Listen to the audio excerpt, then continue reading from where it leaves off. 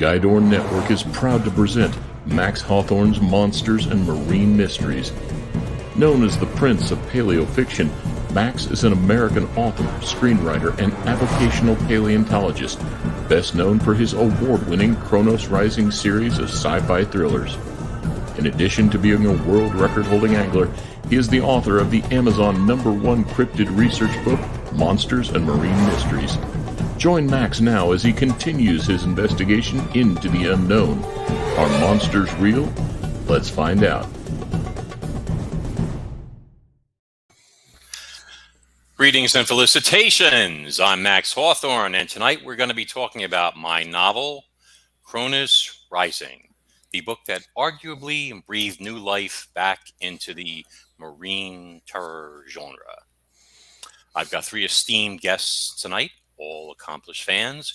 We're going to be discussing everything and anything KRONOS Rising related. The story, characters, creatures, Easter eggs, technology, plot holes, who knows? Questions from both the panel as well as the audience are welcome. So if you want to know things like, why did my favorite character die? Where did the inspiration for the baby seal death scene come from? How big and bad were pliosaurs? Or how do you come up with this stuff? All are welcome. Before I expostulate further, don't forget to like, subscribe, and turn on the notifications bell so you don't miss out on any upcoming episodes.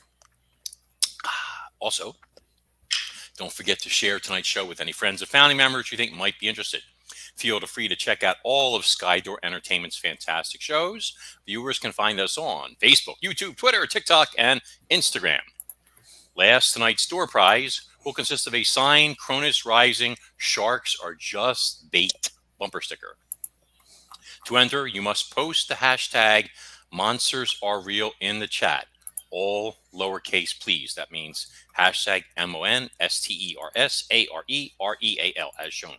Note that prizes are only mailed to U.S. residents. Sorry, but Daddy does not have time to stand in line at the USPS and fill out customs forms. And with that, let me introduce our esteemed panel. And yes, I'm going to Gutfeld this a little. First up, we have Scott Curtis. Scott lives in the Dallas-Fort Worth area and enjoys fishing and science fiction. His favorite movie is, appropriately enough, Jaws, and his hobbies include fossil hunting and forcing his family to watch horror movies late at night. He's such a consummate badass that, when he walks through the woods, dogmen roll over and play dead. Yep. Yes. Next up, we have one of my earliest readers and an accomplished author himself, Brian Gatto. Brian grew up in Massachusetts and has a passion for creature features. He's with Raventail Publishing, and his latest book is Evil Eyes, a horror thriller about monster crabs attacking Gloucester. Brian's writing is so terrifying, he once scared a ghost right out of its sheet. At least I think it was a ghost. Whatever the case, he picked the right town for his story, because I can tell you from personal experience, if you want to catch crabs, Gloucester is the place to do it. Check it out. Last but not least, we've got Keegan Cool. The Cool Man hails from Colorado and is one of the founding members of the channel, Cole's Paranormal, with weekly episodes focusing on the paranormal, history, film, paleontology, literature, and more. Their hit series, Cole's Interviews, can be found on YouTube Music. As an interviewer, Keegan pulls no punches. And during a recent sit-down with a chupacabra, he told the legendary cryptid to suck it. And with that, ladies and gentlemen, welcome to Monsters and Marine Mysteries. I thank you all for coming. Good to be here. Glad to be here. Oh, that's disgusting. Ugh. Some sort of nasty tea that's supposed to help you with all sorts of things. So anyway, guys, welcome to the show. We're going to be talking about KRONOS Rising and whatnot. We were kind of touching on this a little bit in the green room. It really was something for me, the impact the book seemed to have on so many people.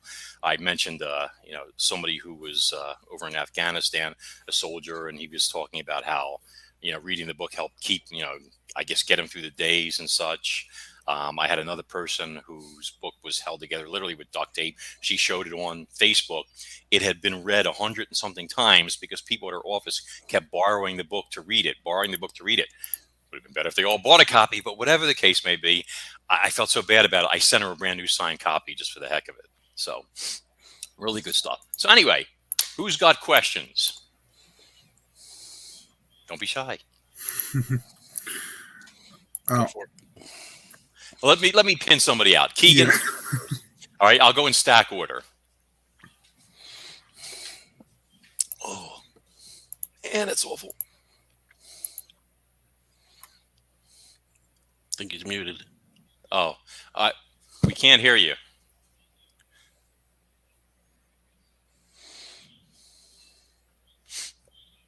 I thought he got shy on me for a second there. Keegan, you got to check. Is there a way to tell him to check his microphone?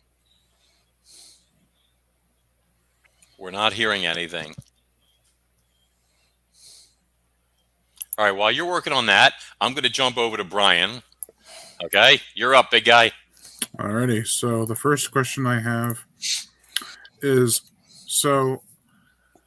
what is the best example of a bad review turned good for KRONOS Rising? What sort of reviews helps you fix any issues in the following books that you agreed with? How would a bad review help me in terms of writing like future books in the series, that type of thing? Yeah, like how any suggestions or anything that really kind of formed something that was like, that's a good idea, I should have done that, or I'll do that in the next book kind of thing. I gotcha. Deanna Deem is in the chat. What's up, girl? Well, let's see. Usually when I get bad reviews, they're not really, there isn't constructive criticism. It happens rarely. Usually a bad review is usually a hatchet job from some troll who was stalking me on social media and got told something inappropriate about them and their mother or something, and they decide to retaliate by leaving a ridiculously hatchet job review on there, some of which are actually Amazon's actually removed, believe it or not. So constructive wise, first of all, I would never use somebody else's idea that they put in a review. There was one that was kind of interesting where this one guy, he was pointing out how in the first KRONOS Rising novel, there were kelp down in Florida, meaning I had them down in Florida. And that was basically an error in research on my part. I had hauled up kelp in California while fishing, and I've hauled up kelp in the East Coast, like in Long Island and such. So I foolishly assumed that the plants, were all the way the length of the eastern seaboard. See, so he wanted to make it a point to mention that and blah, blah, blah, all that. So I made sure that kelp is in every single book from that point on, because it's my world, my universe, my rules, and what I say goes. So that, if you want to call that constructive criticism, I make it a point: kelp, and more kelp. So I guess that's just me. Anyway, all right, Keegan, are you front and center? I can't hear him. Can anybody hear him? No, I can't hear him either. Maybe try not using the microphone and just have it come directly from your computer. Maybe he didn't okay his microphone, but I think we Microphone- heard it before. Yeah, microphones can be tricky with I computers. don't know. All right, I'm going to talk to Scott. You're up, big dog. Okay. I'm just curious. I've read the book several times. I was just wondering, how did you come up with the idea for the book? Okay.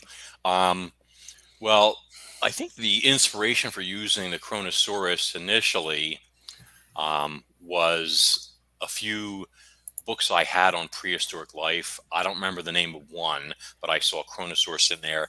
And then there was a magazine I had, this has to be like 25 years ago, something like that, that had a painting by, what's a guy, Gurney, I think his last name is? I don't remember his first name. He's a famous paleo art painter, and he had those books like where dinosaurs and people were coexisting. I don't remember the name of the series, which is embarrassing also, but like what lot, not I can't think of it, but there was a painting they had done where they had some Kronosauruses towing submarines or something like that in this world of his universe. And I was so inspired by that, and I was thinking, wow, wouldn't it be incredible if pliosaurs were alive in the present? But then you come into this big problem of how do you get an apex marine predator that is air breathing on top of it, that has been extinct since the Cretaceous, how do you have a breeding population of these things survive to the present in isolation and still have a viable population? Nobody knows about it. And then in my sleep, which was a lot of my wackiest ideas come from, I was lying there and I saw it in a dream, literally, where you had this asteroid coming down, the one that struck at the Yucatan Peninsula, and I had these pliosaurs having a mating chase, which I based that on carp fishing. You'll see a large female carp and then like 4 or 5 what they call jacks chasing her, this type of stuff, all vying for the option to mate, etc. So I created a version of that, and then I had a caldera, an island, like a volcanic island off the coast of what would be Cuba, with the top blown up, which was like a giant bowl-shaped depression. And then I had, when the asteroid struck, this mega tsunami, 1,000 meters tall, swept up all the ocean, all the marine life, including the surviving pliosaurs, and enveloped this caldera as it made landfall, filling it, turning it into an instant saltwater aquarium. So now you've got an entire ecosystem deposited inside what is instantly now an 8-mile wide, 10,000 foot deep saltwater aquarium, with all sorts of foodstuffs of every, from every level of the food chain, and even geothermal heating for ice ages, very conveniently, courtesy of the what do you call it, the volcanic activity, which was sort of dormant, etc. So I mean, that was the basis. Then beyond that, I mean, like one of my uncle was the inspiration for Jake Braddock, because my uncle was actually the national saber champion for this country and captain of NYU's fencing team back then. He didn't compete in the Olympics because it was the year that it was in the Soviet Union and the it was boycotted.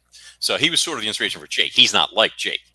He's a little more like cock of the walk type stuff, etc. But I like him. He's he's one of these people. I'm an a-hole and I'm honest about it, type of thing. So, Keegan, are you live?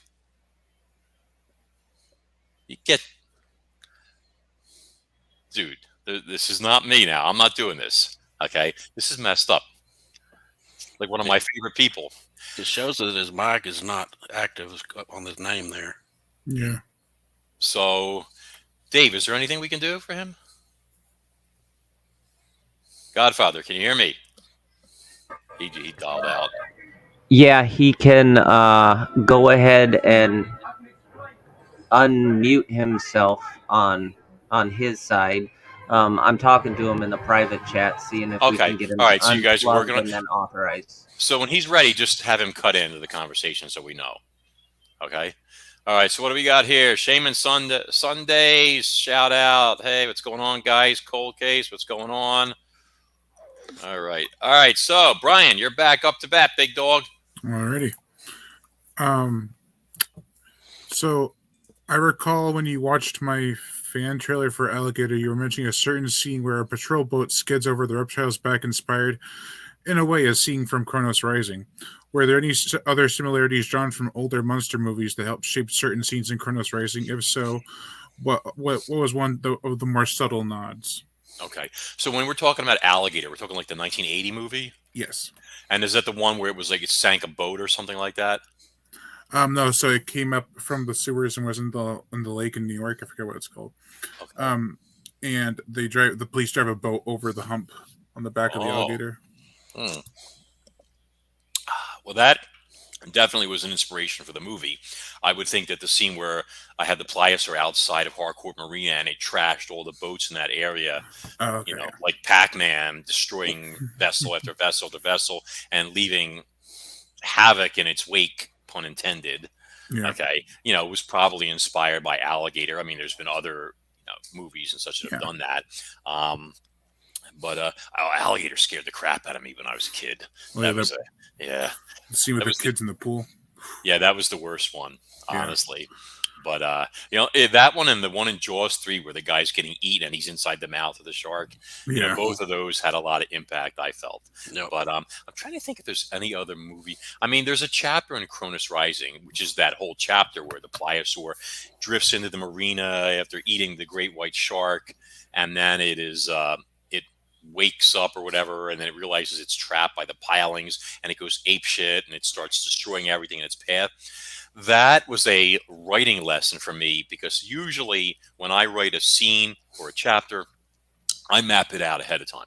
I know exactly what's going to happen bit by bit by bit. Every paragraph, every scene, every subchapter, everything. That chapter, I decided, you know what? I'm just going to wing it. Okay. And it turned into like a Godzilla movie scene. Yeah. I mean, it was like completely out of control, off the rails, as my brother said, et cetera, and stuff. And he's like, I don't understand it. Every other chapter before this has been great. Why did this thing turn into, I mean, you just literally turned this thing into a kaiju and all this other stuff. So obviously there was a lot of changes had to be made to clean all that up and make it, work better. So we had a running joke that, when you screwed up and you just tried to wing something without planning it first and you screwed up, you chapter 12 did. So that's like a little in-house humor, I guess you'd say, that type of thing. Yeah, that scene. Oh, sorry, were you yelling? No, go ahead. Go ahead. Yeah, that scene. When I read that for the first time, my mouth was dropped the whole time. I went over to my parents and I'm like, you gotta read this real quick, and it's just at least the first part where he gets the great white. You mean where it's about to eat Jake and the girl, Yeah. and then it stops like Yeah. that, and it's Yeah. just staring, and there's just confusion. Why is it? Is it hesitating? Is it like trying to make a scream before it bites, and then Yeah. it starts to get lifted up, and then people slowly realize, oh my God, there's something holding on to it and stuff. Yeah, and then the I think it works because all that build up before it kind of you need a payoff like big like that, and it definitely helped with that. With the scene being crazy like that. Yeah, and it was difficult also, I remember, trying to conceal or deceive the reader into thinking, like when I said, like the predator prepared to strike, I wanted people to think I was talking about the shark, and I wasn't. I was talking about the pliosaur sneaking up on the shark. When it said the prey item was small and weak and it could not escape and all this other stuff. See, so it's a little trick of changing points of view and subtly, so you kind of like drag the person along and they don't know, and you need that surprise, you need those jump scares and stuff like that. Scott, man, what's going on? As far as I've seen a lot of pictures that you post on you do a lot of deep sea fishing sometimes, but I've never done it. Have you seen anything out there that just makes you think to yourself, what the heck was that? Something like in the book. Well, I had an incident which is mentioned in Monsters and Marine Mysteries, where there is a lake in New Jersey that I am convinced has not only snakehead the size of a small child, but I believe there is a Mekong a giant freshwater stingray in this lake. I mean, like we're talking a fish that might be 600 or 700 pounds. Wow.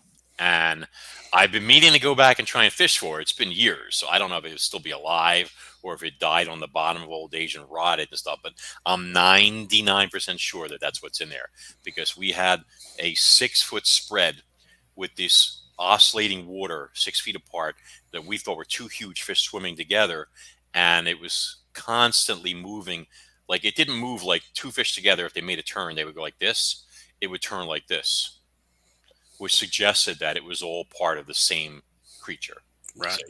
So there's that. And there is that incident also mentioned in Monsters Marine Mystery where I was grouper fishing once, and I had a grouper estimated at about 100 pounds on the line.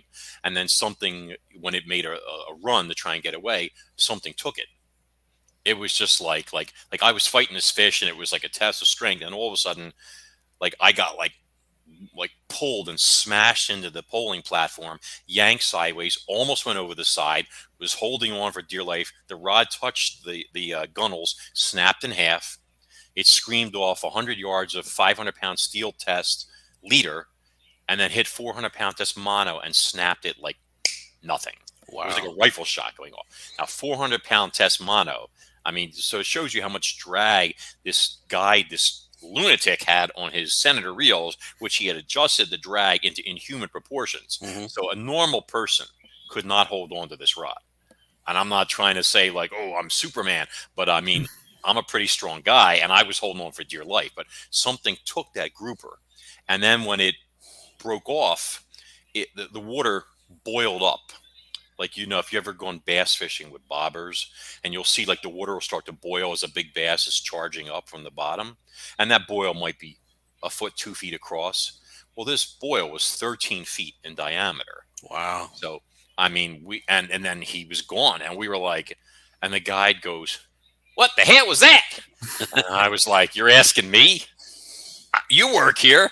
And then he goes, "I think that's one of them like 800-pound groupers of people say they see all the time, but nobody can ever catch." And that's what he thought. So it probably was, big fish eat smaller fish, that type of stuff, or it could have been an enormous shark, that type of stuff. But I've never seen anything at sea yet where, except for that giant dead turtle. I've talked about that on shows. We found a loggerhead 20 miles offshore when shark fishing that dwarfs the world record. This thing was the size of a Volkswagen Beetle. I mean, it was upside down, and its shell must have been a yard thick. A yard thick, just dead, lying there on its back of old age or ship strike. I mean, we didn't see any wounds on it, so I don't know, but it was big. But anyway, so what is going on with this chat stuff here? Okay, Brian. And by the way, Brian, I have no idea. I can't think of any books right now or movies that kind of apply to the rest of the novel. So I would have to say no. I mean, if you have any suggestions, I'm happy to listen. Yeah, no, I wasn't sure. I wasn't quite sure if you had any inspirations or not. So, yeah, I mean, you have to understand, like any writer, any screenwriter, their mind is going to be an amalgamation of everything they've seen and read in a genre their entire life. mm-hmm. And I mean, I just turned 58 years old. So, I've read, seen, and done a lot. Keegan, wait, I'm sorry, hold up. Are you there?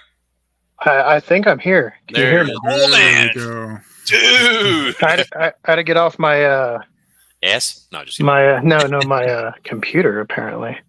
Well, welcome back. We missed you terribly, and I'm sorry to cut Brian short, but we got to get him in there for at least one, and we'll bounce right back to you. Thank you. Yeah. No, you're good. Sorry about that. I'm not sure. Okay. Yeah, no, I mean, I've been listening at least, so lots of good questions going around. I'm trying to pick a question that hasn't totally been touched on. So we'll go more of the writing stage, I guess, because early on, I think it's page 47 of your book, we see Mara, and she's talking about her work with the sperm whales and the orcas, which obviously is foreshadowing. So how far in advance did you plan that out? What is the steps to get from that point to point B, where later in the book we see the battles? The original outline for KRONOS Rising, believe it or not, I wrote the outline in, I think, 2003 and copyrighted it because I'm paranoid like that. And I knew it was a great idea. And so the outline, it was planned from the very beginning. I mean, from the get-go. I knew that, predation of sperm whales by orcas was probably a hot topic back then, or I remember reading a few pieces about it and stuff. And the foreshadowing allowed me to, number one, justify orcas being into the story, which of course they made a previous appearance. You probably remember the confrontation there where they attacked the submersible. Mm-hmm.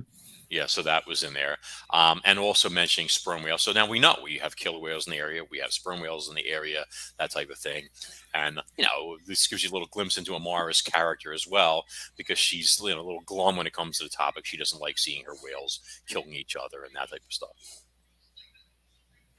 He left. Is this something I said? Wow. Damn. I did shower before this. There he is. Oh, he's back. You're missing my jokes, all my one-liners, but anyway, but yeah, was there more for that before we go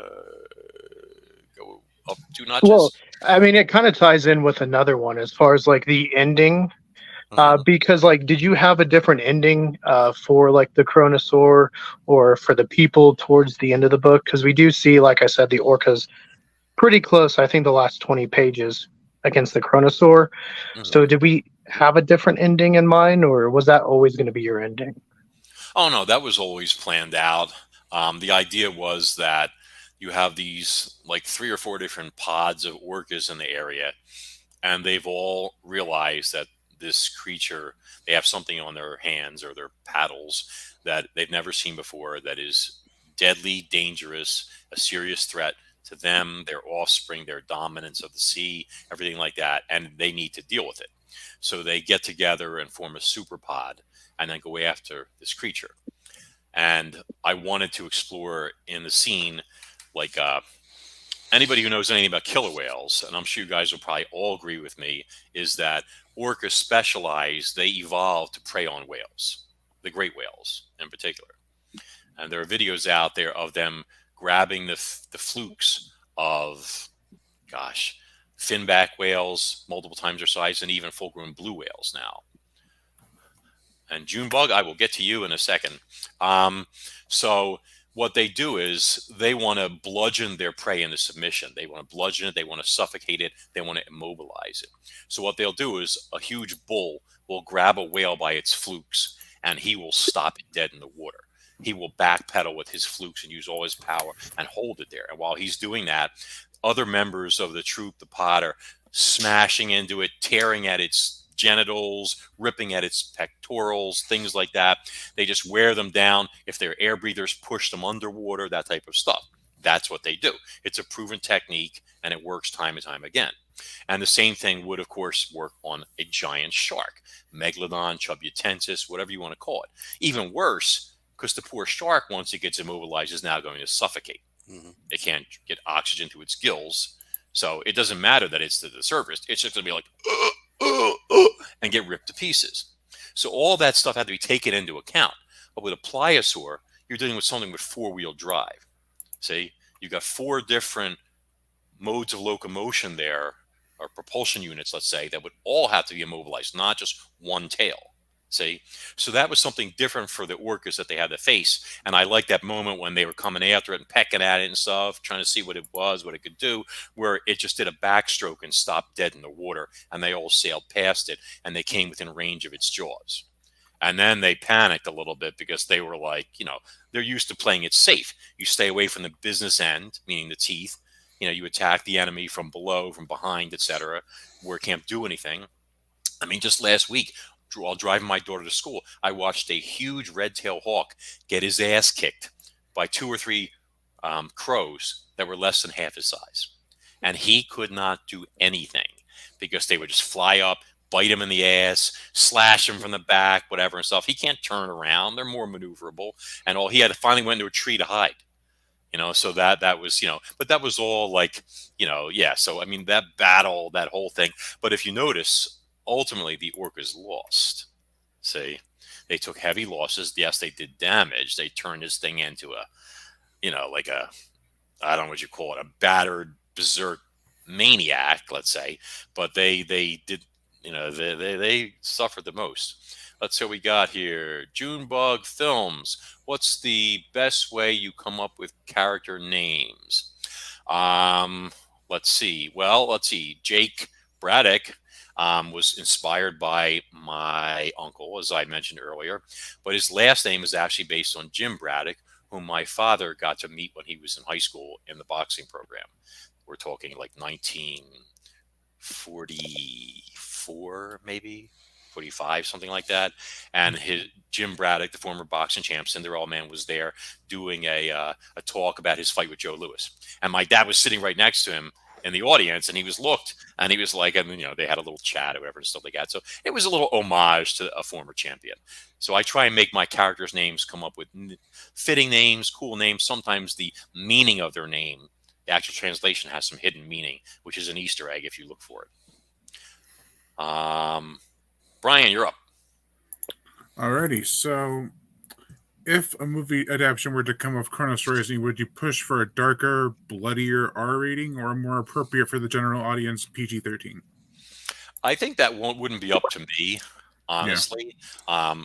There is some negotiations going on right now for a film, actually. Oh, awesome. Spoiler! But the screenplay for KRONOS Rising is already written. I wrote it myself a few years back. I try to not digress too much from the book. Starred. What is this? How do you come up with your character? What's the best way that you come up with character names? Oh, I think I answered that already. I'm sorry. What's a starred comment? I don't know what that is. Oh, what? A starred comment. It said. I don't know. Huh. But anyway, what was I saying? I'm a little scatterbrained. You were talking about your movie? Yeah.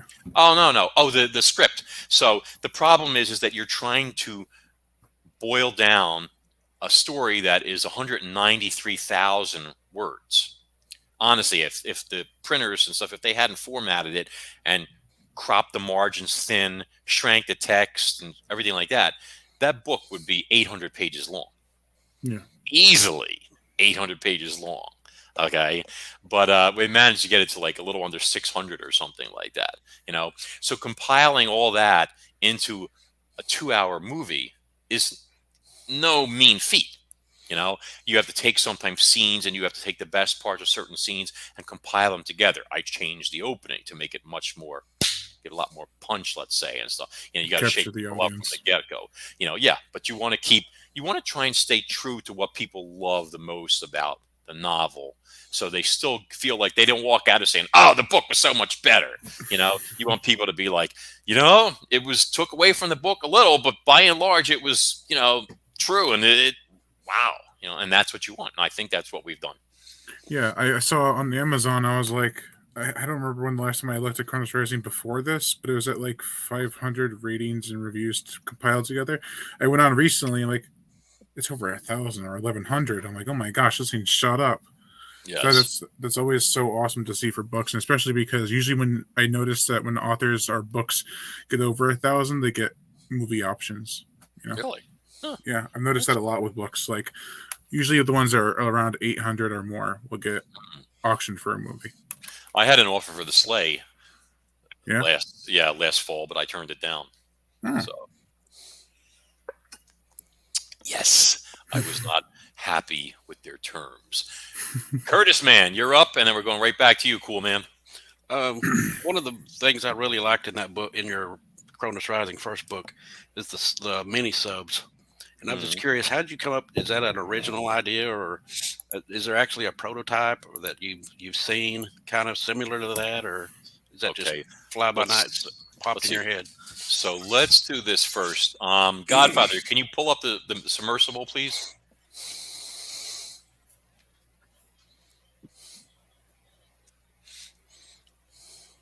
Hello. I think he. Okay, I don't think he's there. Let me see if I could. Let's see if it's. I don't think he put it in. I don't think it's here. I don't. Wait. There it is. Okay. Yeah. Can we get the submersible, please? The yellow thing. We all, you know, the yellow submarine. Yes.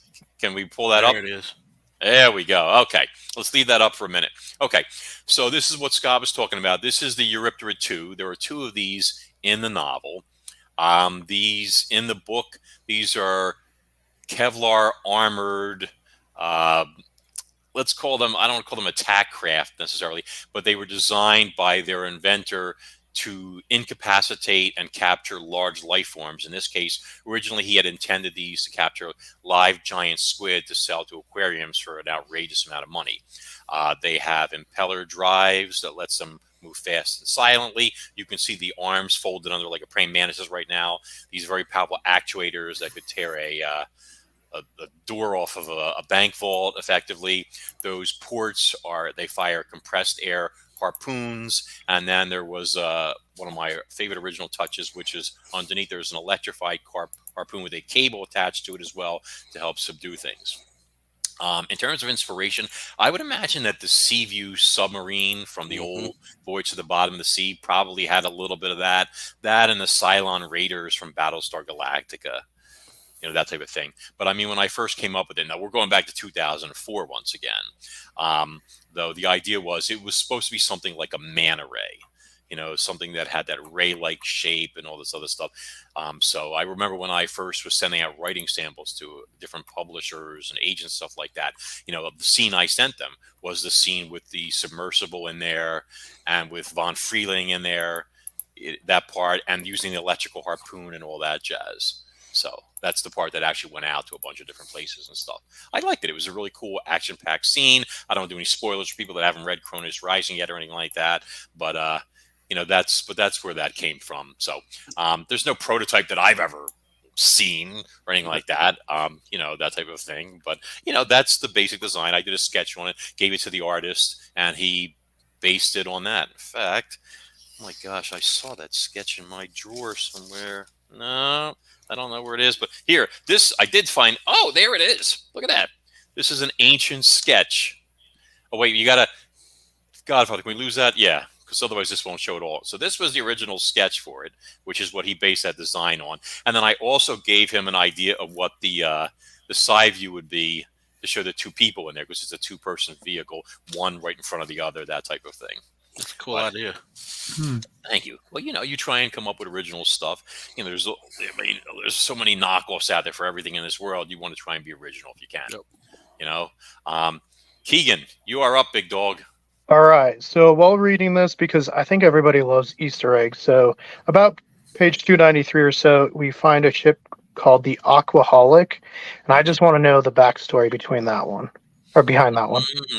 Okay. So when I lived in Brooklyn, I had a friend there who his name is in the book. And he knew. Now, once again, we're going way back, almost 20 years ago. And he came to me and he was like, "You're writing a novel." He was at the health club where I was still working, when I was still doing my fitness product on the side and all this other stuff. And I was like, "Yeah." And then he told me, his name is Angelo, great guy. And he was like pressing me. He was explaining how a friend of his from college or something like that was a screenwriter for Three's Company. Remember that old show, John Ritter and all that stuff? I'm not going to sing the song. I'll probably get in trouble if I do and all that. But anyway, so his friend had a girlfriend, and she wanted to have her name in an episode. So there was one episode, and I don't remember the girl's name. Okay, so we're just going to call her like Maria Prestigiacomo. I remember it was Italian, I think. And he was lamenting about how he dated this girl in college or something that didn't work out and all this stuff. And then he has all these misadventures with some other woman. And at the end, he goes, "Marie Prestigiacomo, where are you when I need you?" This type of stuff. And that was the screenwriter's girlfriend's name, whatever it was. Like I said, I'm not remembering the name right.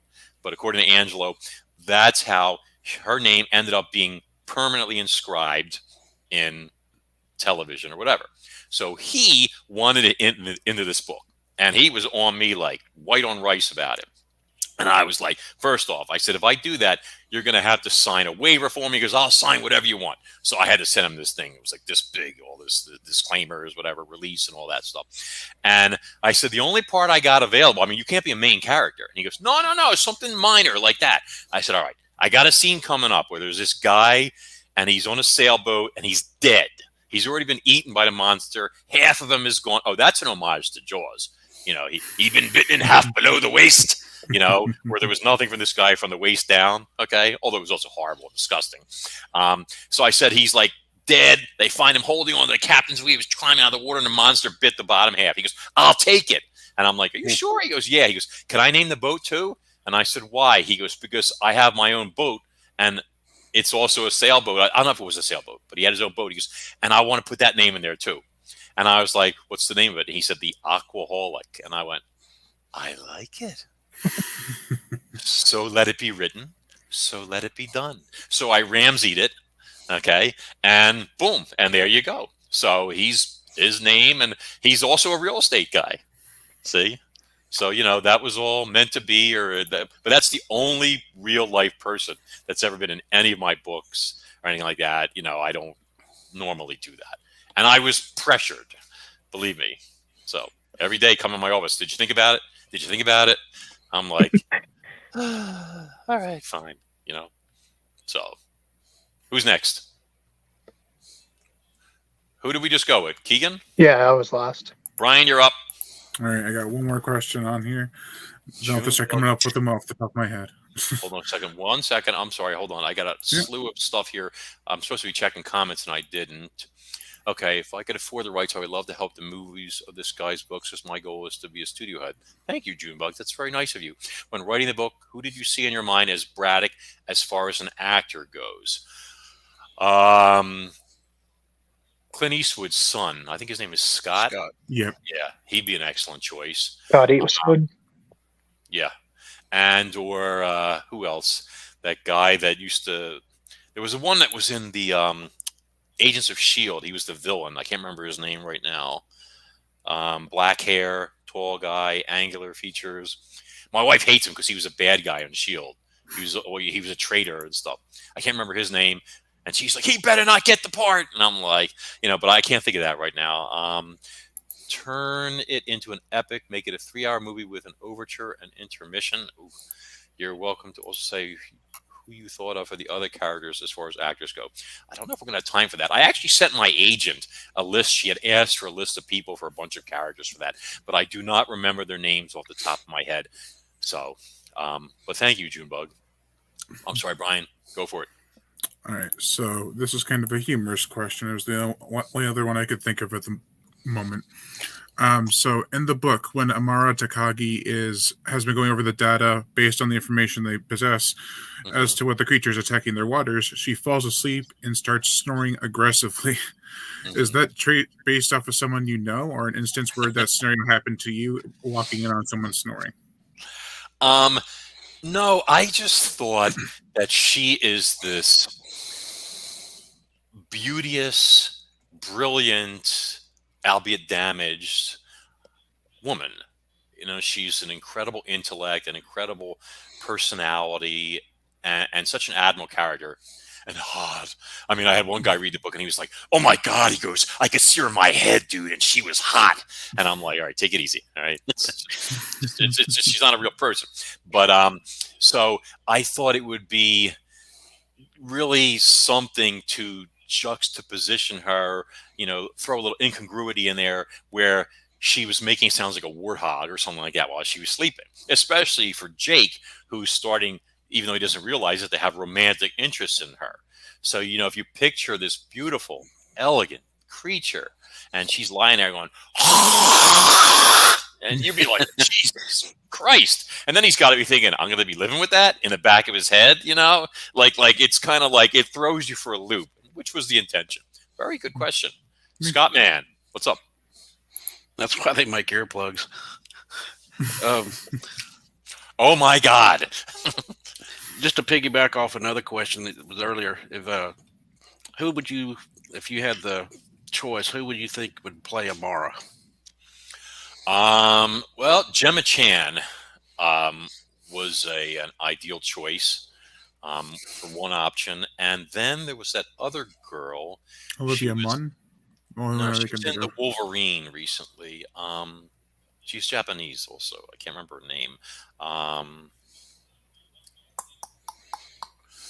Well, whoever the actress was that was in the Wolverine with Hugh Jackman recently. But I remember my agent said they spoke to her and she was already under contract or something, so that wasn't an option. So one of those two would be the first ones that comes to mind. They both have the look, the height, that type of thing. So good. You kind of have to work with, your character and everything. Obviously, there's going to be some contact lenses involved because Amara has eyes like a glacier. So, but that, that's part of her appeal. Yep. See, he knows. Picture in my head, and she was hot. Woo. Cool, man. Bring it. All right. So, I mean, obviously, the introductory scene is super catching, but before that, you guys got to catch people's eyes with the covers. So how did you come up with the ideas? Because for those of us on the stream right now, we remember your first cover, but now there's a second cover. So how did you come up with that? And what's the process behind those? So the first cover actually wasn't even my idea or anything like that. I was approached by an artist who offered to do the cover free of charge and whatnot. And I went through weeks and weeks, if not months, of back and forth with him because I was not happy with the design and all this other. There was a lot of tweaking and all this other stuff like that. I like the basic concept, and he did a pretty good job on it and all that. But I wanted more. I felt that people like it. My main complaint was that it kind of reminded me more of a plant. It was so green, and I was thinking Little Shop of Horrors and this type of stuff. But it still worked, and a lot of people liked it. I wanted something that was more scary, and the scariest thing that usually goes through the human mind, or I imagine any life form's mind, is being eaten by something larger than us. I mean, that's just terrifying, pure and simple. So the idea of seeing something coming at you with these giant jaws and you're about to be swallowed and crunched up and inhaled or whatever and die a horrible death. A shark, a crocodile, one of my pliosaurs, is much more terrifying. So that's when I sought out Davide Bonadonna from Italy. He's a famous paleo artist. And, we went through once again. There was a lot of back and forth and stuff like that. I have like oodles. I could do a big demo at some point showing all the stages of the cover and stuff. But I sent him what I was looking for, and he did an incredible job, as you can see. I mean, there's one of the posters of that is hanging on the Etches Collection Museum of Jurassic Marine Life in the UK, among other places. So, but I mean, which one do you like better? Me? Yeah. Because I remember when you first released the new one, and then there was like the no blood version, and then I don't know. I still have a soft spot for my OG cover because that's the one I got into. So it's hard for me to pick against it. Yeah. There's one everybody's got it. Come on, let's go. This shows you how far back all you guys go as readers. Oh, yeah, definitely. Okay. But well, it was a great cover. So. It obviously struck a chord with a lot of people. I mean, it contributed to the book being as successful as it was. But that's, what's that? A pliosaur replica tooth that I won in one of the contests. Nice. I just sold a pliosaur tooth that I had for like $3,000. Wow. Yeah. Nice. Yeah, it was taking up too much space in my display case. I decided, Either that or my wife said, if you don't get rid of these credit card bills, I'm divorcing you. I forget. That type of thing. So, so I was like, something's got to go. What's it going to be? I should have brought a couple of pliosaur fossils over here to show people and stuff, but maybe next time. But anyway, so did I answer that question fully? I'm a little spacey. Yeah, no, I think you answered it good. Okay. Brian, you're up again, buddy. I'm out of questions. Okay. I'm trying to think of something. Okay, so we're going to be running low on time here because I know he wants us to get out. Oh, wait, we got like 13 minutes. Okay, so we're still okay. Okay, so first let's pull up the other artwork so I can show this to people. Godfather, can we get the sperm whale one? All right, the blue whale will work. This is a scene from the book. A little artistic license was taken. I don't recall the whale breaching the surface with the pliosaur attacking it, but this is a scene from KRONOS Rising, which gives you an idea of what might happen if pliosaurs were alive in today's oceans or suddenly got into today's oceans, which is what happens in the book. That's actually a great color. It's very similar to the creature in the novel. And the appropriate size for compared to a blue whale, it's around 100 feet long. And this shows a pregnant female blue whale being attacked by the pliosaur, which is a scene from the book. No spoilers will be given. What do you guys think of that scene, by the way? It's very graphic. Very great. Well, that's what we want, right? Oh, yeah, definitely. Okay, cool. I mean, just making sure we're all on the same page. Oh, yeah. Like that. All right. Hey, But the more detail, the better. Yeah. Well, I think it's very important when you're writing a novel that you want to make sure that you want people to realize, hey, these things were huge. They were terrifying. You want them to feel like they're there, that they're seeing it like through a window, that it could smash through that window and end up in their lap, for God's sake, And hey, even you want a suspension of disbelief where people think, hey, these things might still be out there. And you know what? Maybe they are. Let's get the sperm whale one with the giant squid, Godfather, please. Nope, that's Cole's Paranormal. Nope. There we go. There we go. All right. So this is Elvis and a sperm and I think it was a colossal squid, if memory serves. And this is a scene from the novel where this big bull sperm whale, who's kind of like the alpha for that area, dives down 5,000 feet. He's preying on a colossal squid. And he's so overconfident and so used to nothing being able to challenge him that he's not really focused as much on his surroundings. Meanwhile, this enormous pliosaur sees him going for a squid that it was thinking of going after, even though it wasn't hungry, if memory serves. And it goes after the whale out of territoriality, let's say, or something. And that could be a good starring role for Scott Eastwood, and I think it would be kind of get him out of his dad's shadow. I think you're right, Junebug. Somebody better call this man up and tell him to read my book, read my screenplay, and talk to my agent. I like that. So poor Elvis, that was his name in the book, gets caught off guard by this thing, and he feels it coming at him by the pressure wave and stuff at the last second, and he's desperately trying to shake the squid off his face, which is entangling him like a net, as you can see, and stuff, so he can fight back in time. So What'd you guys think of that scene? Very good. Oh, I love it. Yep. You try it like you want to do it in such a way. Like if you think about it, Elvis was hampered. So I wanted people to have a little bit of contention, say, well, if he didn't have that squid on his face, he would have had, done better or something like that. Or, that wasn't fair. The same thing with the whale. We know what the whale situation was. It was pregnant, so like people were like even more concerned. You've got this poor mother trying to protect her unborn child from this 100-ton marine reptile that wants to rip her guts open and pull her writhing fetus out of its womb and eat. Just kidding. I'm not actually like that. Did I take my pills today? Wait a minute. No, I'm just kidding. I don't take pills. They tell me to, but Getting ready to say what's in that tea you're drinking. Oh, this stuff is so nasty. It tastes like dirt. It literally tastes like dirt. My doctor needs a beating. Oh. Ah. Ugh. Ugh. Okay. So I think what we're going to do here, since we've only got about 9 minutes left, is first off, anybody watching the show, if you're going to be entering for the hashtag Monsters Are Real drawing, you need to get your entries in. So let's make sure you do that. It's funny because 99% of the people that see this show are not live, which is a shame. But hey, if nobody wins, I don't have to mail anything out. Okay, so that's one thing. Second thing is, let's do a little bit of intro to our guys. So first, Brian, I know you wanted to be a writer when we first started talking ages ago, and you have done that. So why don't you tell everybody watching about the books that you've done so far and where they can find your stuff? Sure. So, so my stuff is on Amazon through Raventail Publishing, and they have done a wonderful job with my books. I've actually gotten some really good feedback as well as a high amount of ratings, which I was not expecting so quickly. So I would definitely check them out if you want to become inspiring to be an author, I should say.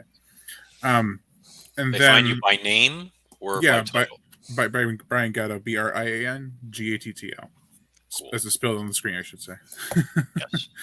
And then I have the first one I did, which was actually a book that I was just thinking about one day, like what would be the perfect book to really hook people with the title and idea.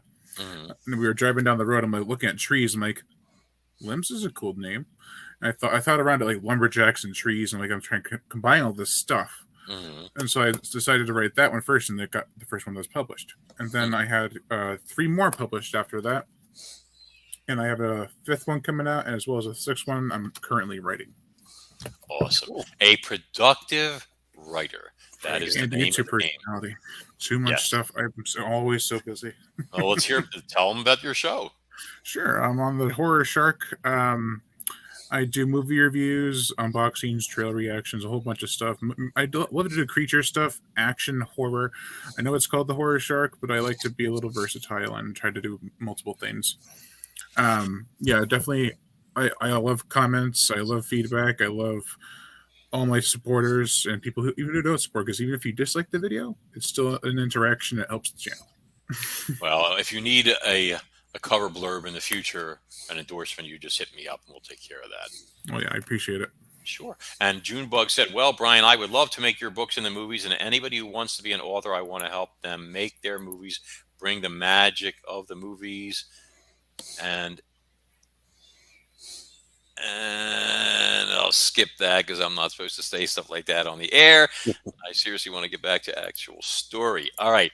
So now Scott is just one of my favorite readers from the very, very, very beginning.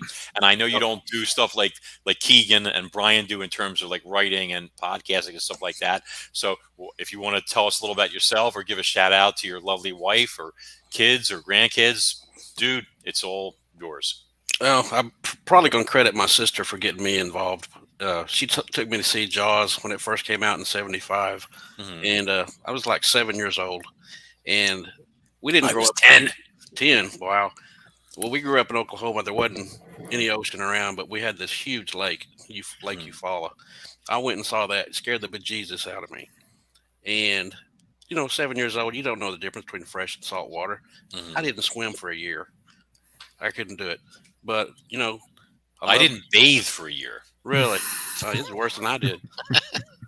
But Woo! that kind of got me hooked on the horror, the sea Mm. monsters, sea genre. And then Halloween came out. It's 4 years. I was 11 years old, so I just like horror movies. I like anything to do with sea life, so I take it all in.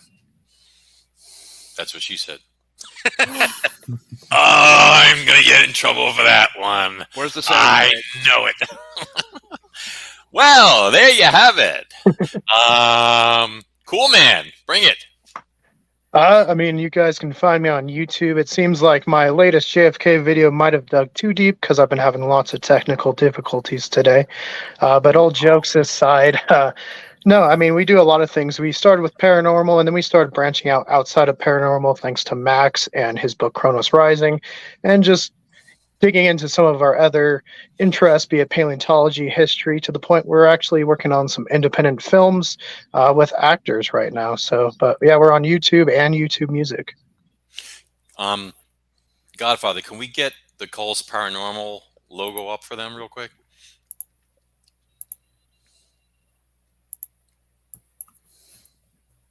Crickets. That's a sound effect. We have to have it. We don't have it right. I think they have crickets. Wait, I was just saying, I can't make that sound. I would think if I it's can just- do it myself. There it is. Hey. Can we get the Cole's Paranormal logo up, please? And where can people find your podcast, Keegan? Just right now, it's on YouTube Music. We are working on getting it onto other platforms. Luckily, my dad does build podcasts for people, so I have an in that way. But if you want just basic information, we're on YouTube, Instagram, sometimes Facebook, and more rarely Twitter. Not a lot there, but Okay, Was your cool. channel Cole's Paranormal? Was it just that, or is it studio at the end? There's a yeah, Cool's Paranormal Studios. We had an old channel, Cool's Paranormal, but we wanted to look a little bit more professional in how we were presenting ourselves. So we rebranded. I brought a lot of our stuff on. I got a whole week dedicated to Max coming up soon. So hopefully we can get that transferred over as well. Awesome. Just subscribe. And you're on Instagram, right? Yeah, Instagram's probably our biggest social media thing. It's just Cool's Paranormal Studios as Mhm. well. I post every day on there, so you'll find something. Cool. I cannot believe the cat did not break in here the entire time. They must be sitting watching TV with my He's daughter. gonna pounce on you when you get I out. was gonna say right when you. Oh, he wanted into the bedroom last night. I like 5:30 or 5 in the morning. He was like banging on the door. I went to open it, and he just ran me over, whoa, right into the bed like a missile. I think he was like I'm here and I'm staying and whatever, and I'm like, ugh. But it's good because you got this giant fluffy like what do they call that? Like a mood, not a mood machine. What's that thing called? Like it plays like rain or things like that. There's a term for that.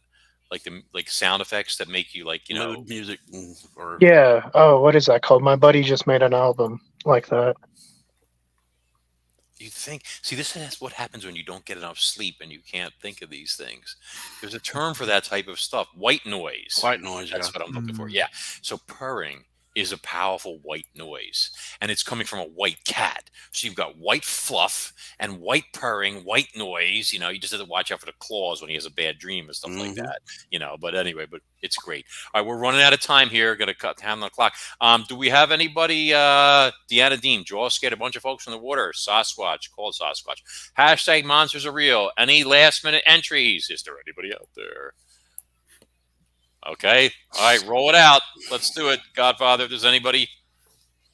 If not, I will keep it.